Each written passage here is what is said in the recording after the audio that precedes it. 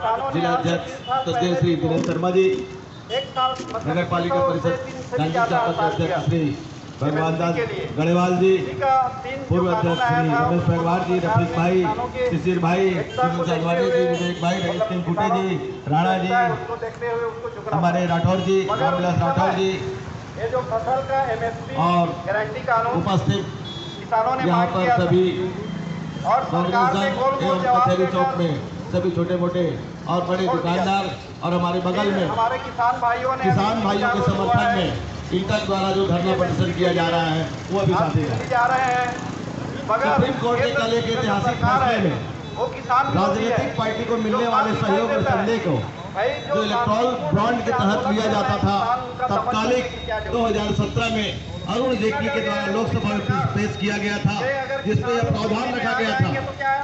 कि यह भारतीय स्टेट बैंक के माध्यम से कोई भी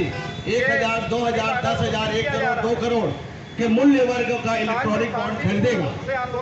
और वह गोपनीय रखेगा। वो इलेक्ट्रॉनिक बॉन्ड खरीदने के पश्चात उस राशि को जो राष्ट्रीय पार्टी 1% वोट पाती है उसको स्वेच्छा से सहयोग के रूप में दान दिया जाएगा। यह बात सच है कि राजनीतिक पार्टियां कोई उद्योग पार्टियां नहीं होती, यह आपसी सहयोग और आपसी चंदे के माध्यम से उनका राजनीतिक कार्यक्रम और विचारधारा को आगे बढ़ाने के लिए कार्य करती है। किसी भी संगठन को चलाने के लिए जितनी जनशक्ति की आवश्यकता होती है उतनी धन शक्ति की भी आवश्यकता होती है, साथ ही साथ उतनी बुद्धि शक्ति की भी आवश्यकता होती है।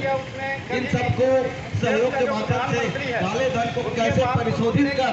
एक इलेक्ट्रॉन चंदे के रूप में राजनीतिक पार्टी को दिया जाए, इसके लिए कानून राज्यसभा लोकसभा में पेश किया गया था। क्योंकि कोई भी मौद्रिक नीतियां लोकसभा में पेश की जाती है और राज्यसभा के लिए उसकी आवश्यकता नहीं होती है। इस वजह से बहुमत के आधार पर वह बिल पास हो गया। उस समय भी हमारे कांग्रेस पार्टी के सांसदों ने विरोध किया था कि यह एक तरीके से राजनीतिक पार्टियों को और उद्योगपतियों को साठगांठ करते हुए काले धन को सफेद धन करने का यह प्रक्रिया मात्र रह जाएगा। और आज भी हमारे विरोध को पुख्ता करते हुए माननीय सुप्रीम कोर्ट के पांच लोगों की खंडपीठ ने यह फैसला सुनाया कि इलेक्ट्रॉनिक बॉन्ड मूलतः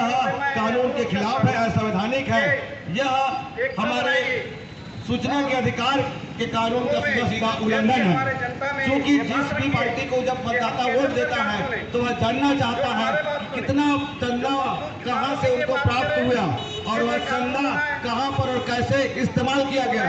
इसको दूर रखा गया था। इसका विरोध करते हुए कांग्रेस पार्टी आज जब वो कानून असंवैधानिक हो गया, बहुमत के आधार पर लोकसभा में पास कर जो थोपा गया था भारतीय मतदाताओं के खिलाफ, क्योंकि जिसके पास 70 वोट रहेगा अभी क्या उसके पास चंदा ज्यादा आएगा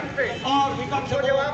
को मौका नहीं मिलेगा। उस चंदे के इस्तेमाल से मीडिया का स्पेस को खरीदा जाता है, लोगों को भ्रमित किया जाता है, लोगों को लोभ आदि के माध्यम से प्रभावित किया जा सकता है। इसको ध्यान में रखते हुए हमारी न्यायपालिका ने एक ठोस और महत्वपूर्ण निर्णय दिया, जो निर्णय भारतीय राजनीति को एक शोधन का काम करेगा, एक बहुत परिष्कृत का काम करेगा।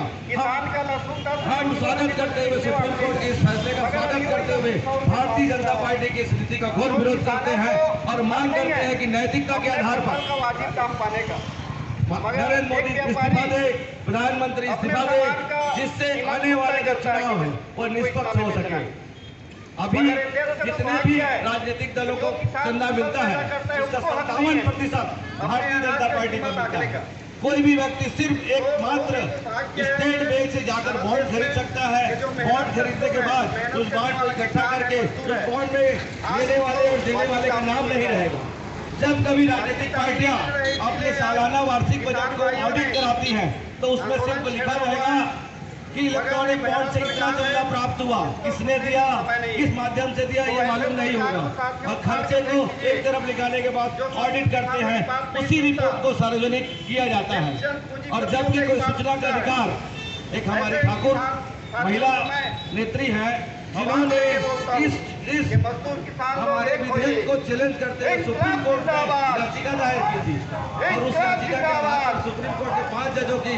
टीम ने यह फैसला लिया है कि यह असंवैधानिक कार्य है, इसको तत्काल रोका जाए और सभी को आदेश एक तरीके से प्राप्त हो चुका है। जब आर्थिक ताकतों के हिसाब से जनमत को करने का कोशिश किया जाता है। जब तक गलत हाथों में सत्ता चली जाती है और उसका परिणाम यह होता है कि लोग जन कल्याणकारी नीतियां एक तरफ हो जाती है और अपने आप को प्रमोट करने वाले, अपने आप को विचारधारा को आगे लाने के लिए ये धन बल का इस्तेमाल होता है, जो एक स्वच्छ और स्वस्थ लोकतंत्र के लिए घातक है। भारतीय जनता पार्टी इस मामले में ज्यादातर अपने पैसों का उन्होंने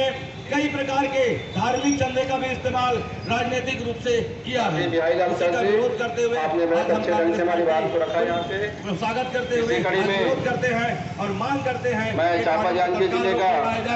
और अभी इसी का हुआ कभी हमारे धीरज शर्मा जी बता रहे थे विधानसभा से भारतीय कम्युनिस्ट पार्टी के विधानसभा चुनाव लड़ने वाले साथी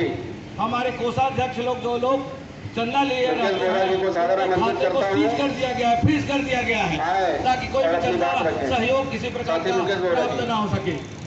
ऐसे प्रयास करते हैं लोग कि विपक्ष शून्य हो, उनके पास साधन ना हो, संसाधन ना हो, अपनी बातों का कह ना सके, लोगों तक उनकी बातें पहुंचे ना, उनकी बात को दबाई जाए, उनके विचार को, उनकी भावनाओं को कुठाराघात करते हुए, एक छत्र राज करते हुए अपनी विध्वंसकारी विभाजनकारी नीतियों को सरकार पूरा लागू करना चाहती है। यह स्वस्थ लोकतंत्र के लिए अच्छा नहीं माना जाता। हमारी सरकार थी जब तक हमने सूचना का अधिकार लाया, इन्होंने सूचना के अधिकार को पंगु बनाते हुए उससे आगे एक ऐसा विधेयक लाते हुए लोकसभा में पास करते हुए आज सभी को प्रभावित कर दिया। जब आर्थिक स्थिति बिगड़ती है और आर्थिक स्थिति को बिगड़ने के लिए एक सर्वदलीय बैठक हुआ करता है, तो ये सब लोग हमारे विपक्ष के लोगों को पूछते नहीं है।